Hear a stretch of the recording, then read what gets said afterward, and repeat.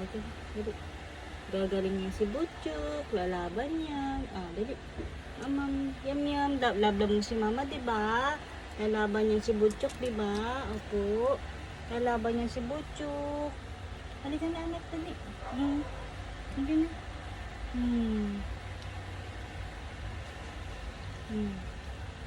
Dala. Ay, galing ng anak ko. Very good yun, anak ko na yan, oh. Laban-laban yun, oh. Very good. Yay. Very good po si Butchok. Inom-inom po siya ng gamot. Good boy yan, eh. Punas natin ito na. Good boy yan, eh.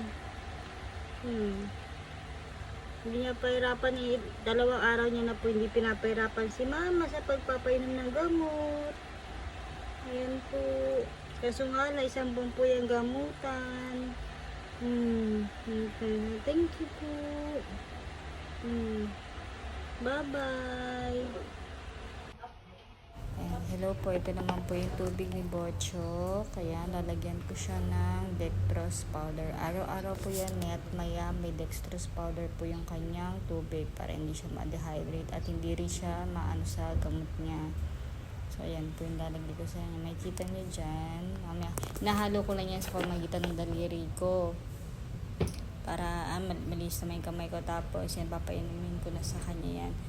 Actually, malakas siyang uminom ng tubig ngayon. Halos maubos na yan. May kita niyo dyan na umiinom talaga siya ng tubig. Yun po. Kaya, kasi continuous yung gamutan niya ng 1 month. So sana po tulungan niyo ako sa pagpapagamot kay Butchok kasi wala na rin po talaga ako. And may kita niyo siya iinom ng gamot tsaka ng tubig niya. Hello, ayan po. Umiinom na sa Butchok ng gamot niya na may dextrose power. Ayan.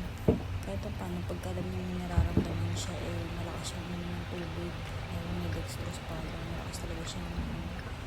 Kasi continuous po yung gamutan niya. Yan, sana po matulungan niya. Kasi wala po tulong para sa aso.